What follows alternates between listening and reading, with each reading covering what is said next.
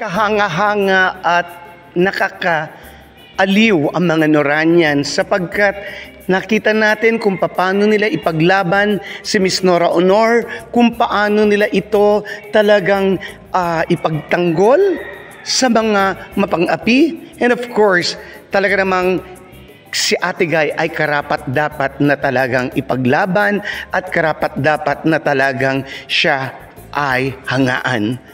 At si Miss Matet de Leon, ang daming magagandang bagay na inihayag at talaga namang mga revelasyon na nakakaantig damdamin at nakakagulat, nakakaaliw na mga pahayag kay Miss Nora Aunor sa kanyang mama. Ano ang mga pahayag niyang ito na nakakaaliw at talaga namang sasabihin natin na marahil ngayon lang natin narinig na sinabi ni Miss Matet patungkol sa kanyang ina. Ang lahat ng yan ay ating pag-uusapan sa pagpapatuloy ng Heart's Expression. Bumabati ang mabuti sa lahat ng mabubuting nanonood ng Heart's Expression.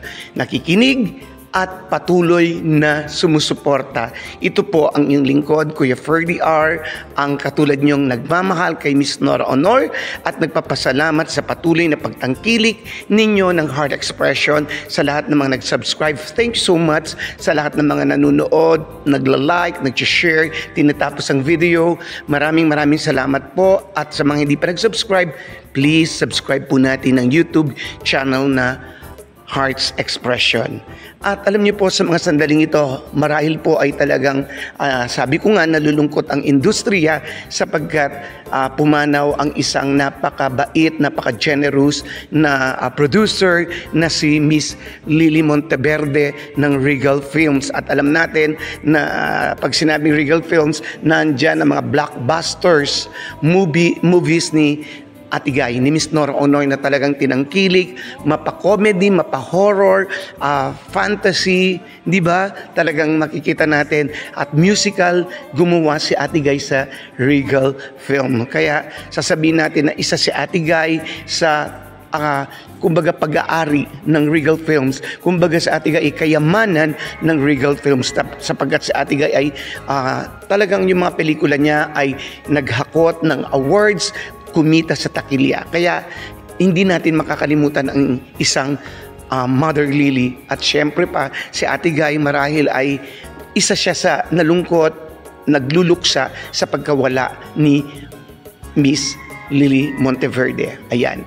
At sa pagpapatuloy, ang mga Noranians talaga sa pagmamahal nila kay Ate Guy, kitang-kita mo, ipinaglalaban nila si Miss Nora Aunor at talagang hindi pinaglalaban dahil lang tagahanga. Of course, tagahanga ka ni Miss Nora Aunor, tagahanga tayo ni Miss Nora Aunor, na tayo mga Noranians ay nakakatuwa kasi pinaglalaban natin si Ate Guy dun sa totoo at tama. Kaya nga tayo ay talaga nagkakaisa na yung mga pinapahayag natin kay Ate Guy. Natutuwa ako. Paano natin pinaglalaban si Ate Guy, no? Of course, hindi naman sa laban na physical o laban na nananakit tayo, kundi pinaglalaban natin yung mga bagay na totoo, no? Na talagang siya ang reyna, siya ang talagang sasabihin natin na pinakamarami, nangunguna sa ganito, pinakamaraming awards, deserving sa mga awards, at talagang sasabihin mo sa Ate Guy, ang nakakatuwa sa mga Noranians, pag meron silang sinasabi kay Ate Guy, may mga resibo, may mga patunay. Yun po, yun na nakita ko. Parang pinauso ng mga Noranians yung salitang resibo. Ayan. Hindi ba yung resibo, yun ang katibayan, yun ang katotohanan. Kasi may mga fans na parang invento lang, na ganyan, no?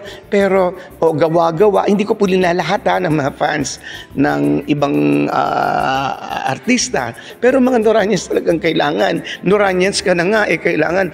Kung Noranian ka, pinagtatanggol mo si Ate Guy, dapat meron kang resibo kasi kapwa mo Noranian magtatanong sa'yo, nasa ng resibo. Kaya ang mga Noranians, kapag sila ay may sinasabi kay Ate Guy, kailangan may resibo. You know? Pinauso ng mga Noranians, kung di ako nagkakamali, kailangan resibo, katibayan. At punong-puno ng resibo si Ate Guy. Kaya naman si Ate Guy, legit na legit. Di po ba mga Noranians?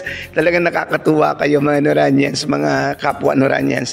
At huwag natin kakalimutan, sa August 10, sa Ayala Malls, ang showing ang Bona. Mapapanood natin to, pinag-usapan sa buong mundo ang pelikula ng ating national artist superstar, Miss Nora Aunor. At alam nyo ba, si Miss Matet ay talagang in-interview siya sa pag-interview sa kanya, tinanong niya yung relasyon niya sa kanyang mama, kumusta, at anong masasabi niya, anong klaseng ina si Ate Guy. Sabi niya stricto, pero si Ate Guy ay stricto pero mapagmahal. Si Ate Guy ay talagang siya ay sumusuporta, no? Kailan nangyari ito? Ito ay in-interview siya ni Miss Bernadette Sembrano sa kanyang YouTube channel, no? Nasabi niya doon na si Ate Guy ay talagang sasabihin mo na sikat na sikat. Sabi niya, ang nanay ko natanong, aware ka ba? Sabi ni Miss Bernadette Sembrano na sikat ang nanay mo, superstar. Oo, sabi niya, opo, dahil bata pa lang ako, pinapanood ko na ang superstar kaya alam kong superstar ang mama ko. At saka maraming tao dun sa bahay araw-araw. Talagang kami ang umaharap, may mga pagkakataon na sila ang umaharap sa mga tagahanga, sa mga fans. Kaya kilalang kilala nila yung mga fans ni Ate Guy. Lumaki na sila na tumanda na yung mga fans ni Ate Guy na nakikita nila. At talaga naman makita mo, sinasabi nila na si Ate Guy ay malambing at meron daw pagkakataon na kasi sa Ate Guy busy, kuminsan talagang pagod, nagpapahinga, pero meron daw 3 araw na sila ay magkakasama sa kwarto.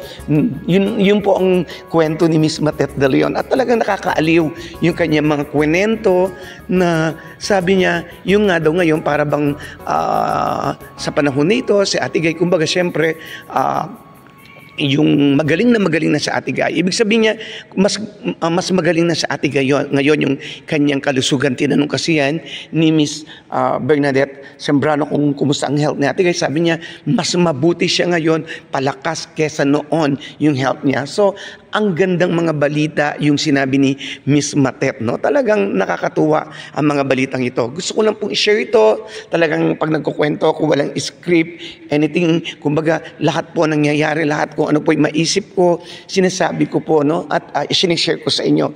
Talagang ang mga anak ni Ate Guy ay marespeto at talagang mapagmahal sa kanilang ina. Yan po, panoorin niyo po yung interview kay Miss Matet de Leon ni Miss Sembrano. Ito po si Kiefer DR na nagsasabing, as long as there is love, we will stand and to God be the glory. Maraming salamat po at mabuhay tayong lahat.